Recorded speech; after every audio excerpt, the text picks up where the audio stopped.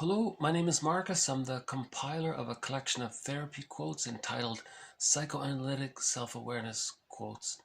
This is TQ 199. Therapy quote number 199. Projective identification refers to interactional efforts to put into another person one's own inner contents, fantasies, introjects, structures, aspects of the self, self-representations, affects, and other qualities.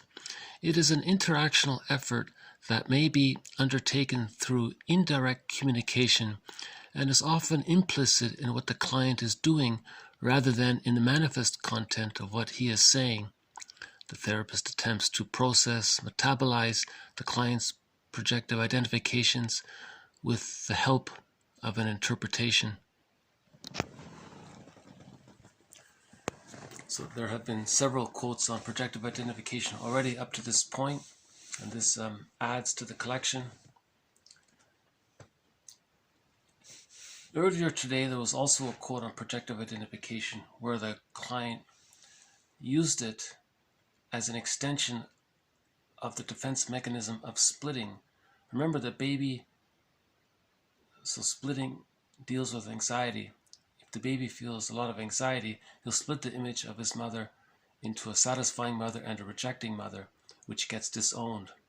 And normally it gets healed by the age of 3, but if it doesn't, and if the person grows up with that psychic structure, or those if those memories haven't been healed with new memories, if those are the dominant sort of traumatic memories the person is sort of left with, and the splitting remains, then as an adult, because of repetition compulsion, he wants to continue to deny his negative feelings around the frustrating mother. So he'll project the frustrating mother onto others, non-threatening substitutes, that's the scapegoat, and then expresses anger outwardly.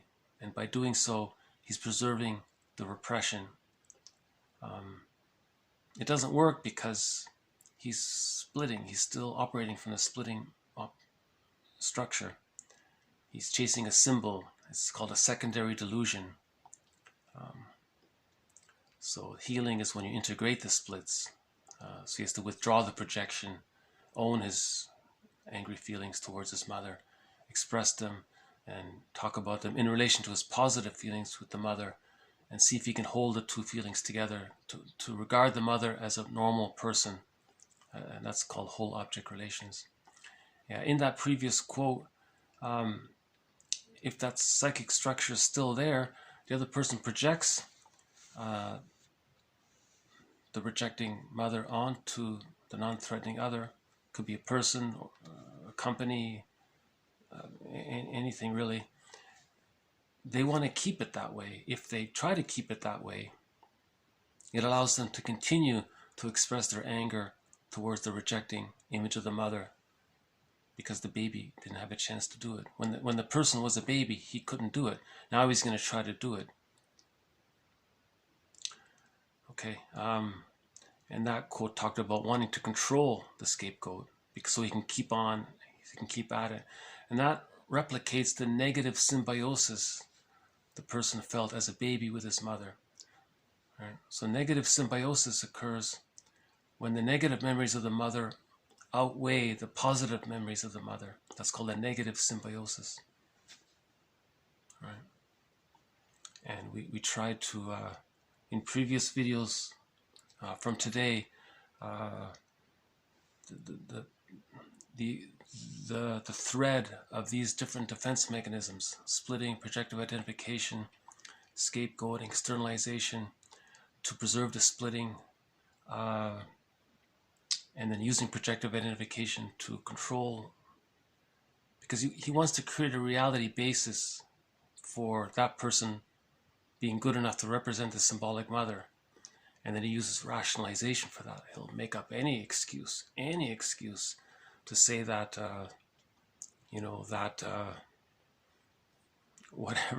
whatever it may be, that's bad, like his mother was bad. You see, it's a secondary delusion. But the positive intention is to heal the splits, but he's not healing the split if he's externalizing it.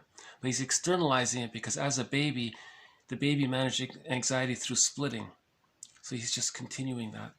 But his intention is there due to the repetition compulsion.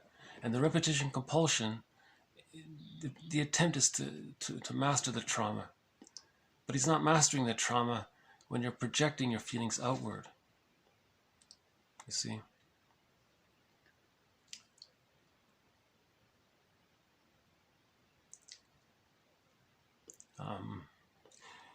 One extreme case of this is one therapist talked about a client whom she referred to as having a symbiotic character disorder. I think she said that this person is he has a symbiotic character disorder. It means he's pretty much in symbiosis with everyone around him. And if anyone represents something that's safe, that person will be a scapegoat, and he'll form a negative union with that person. He'll latch on to that person, like the baby latches on to the mother in desperation. Remember, when the mother's refusing and rejecting, the baby clings desperately for dear life to his mother. Even if the mother is abusive, the baby clings even more. It's a strange phenomena, but that's the baby's needs to form an attachment. So a person with a symbiotic character disorder is kind of like that as well. If there's someone who seems safe and nice out there, they may,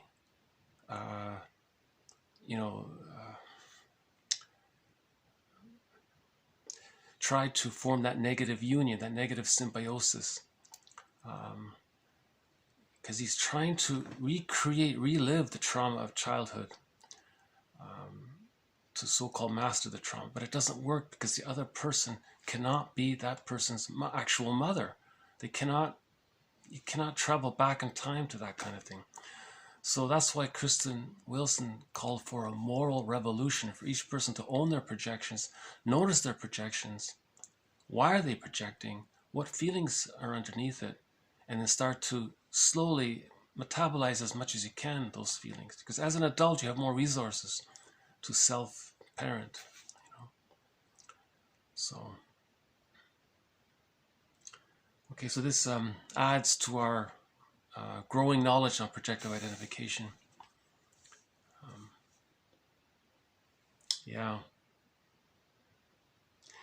I mentioned that example about the person with the symbiotic character disorder because there was a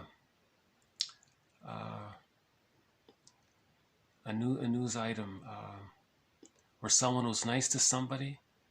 He was just doing a very simple, nice thing, a random act of harmless, kind gesture. And the other person immediately projected his mother onto that person. And they ended up, and there was a problem from that. And the person regretted, gee, I just wanted to do a simple, nice thing for this person. But but a person with a symbiotic character disorder is in a very stressed state. They're very stressed. Imagine a baby needing the warmth, love, and safety of his mother from birth to 6 months, but the mother's abusing the baby. Not intentionally, maybe. She's trying to get her needs met through the baby. That's called the Jocasta mothering style. So maybe she's adopting the Jocasta mothering style. And of course, she may have a rationalization for it. Remember, everyone's caught in their existential dilemmas. Prenatal trauma, birth trauma, intergenerational trauma, situational traumas with siblings and family members, trauma at the dentist, and getting one's tonsils out, trauma, school shock. So we're all caught in our existential dilemma. And a person with a symbiotic character disorder is also caught in his existential dilemma if the mother imposed her needs onto the baby and formed a negative symbiosis with that baby. That baby is obviously going to have to bury a lot of his anger. He identifies with the mother as a result, grows up, and then is caught trying to replay that somehow. That's the theory of repetition compulsion. So again, we're going back to what Lowell said. Man's evolutionary task is to heal themselves. Both Masterson and Burglar, Robert Bly, Wilson, they're all saying the same thing, that the responsibility is to look within, to heal the man in the mirror, to look within, because there are two worlds, the outer world and the inner world.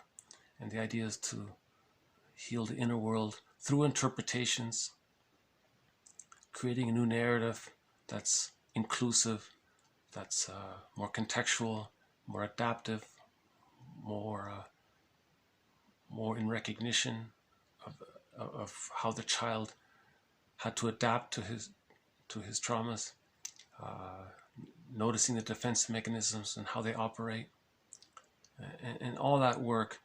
And a previous video was on grief work. That's to heal the splits. That's ultimately what we're trying to do, is heal the splits, to see the good and bad. Splitting precludes mourning.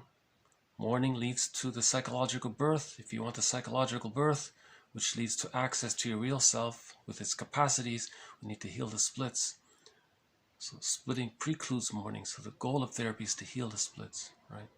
And if you're noticing projective identification in use in conjunction with splitting, and to externalize, create a scapegoat, observe the split, and to control the object, to maintain that split, and there's a negative symbiosis there, and this repetition compulsion. If you're noticing some of this, you can start to unravel. You can start to unravel it, and notice.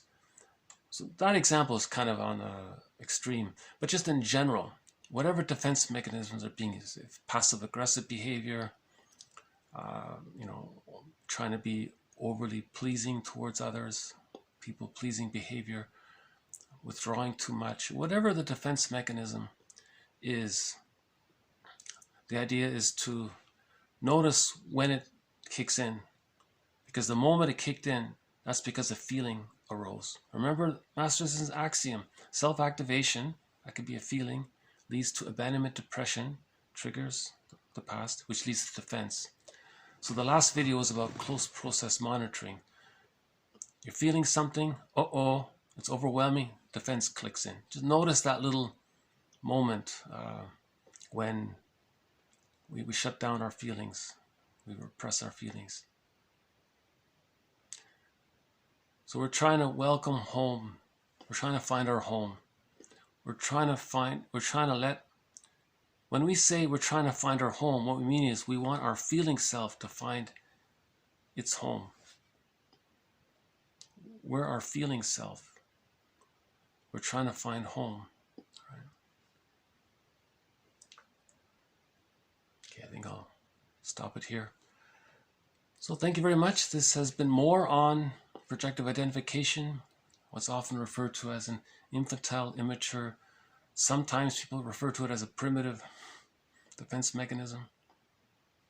Primitive just means it occurs early on in a child's stage of development. That's all it means, right?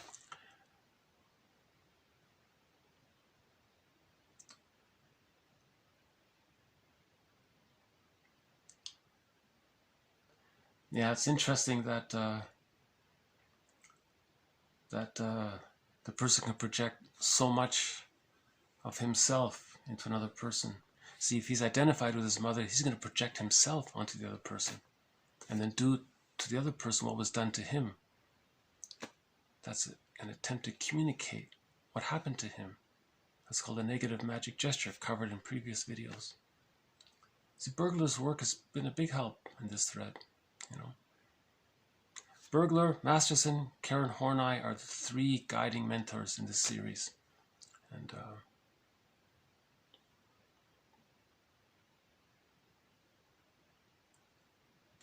And we have contributions from a variety of other authors. Yeah. So I'll pause it for now. Thank you again. Thank you very much. This has been TQ 199. More to follow. Bye for now.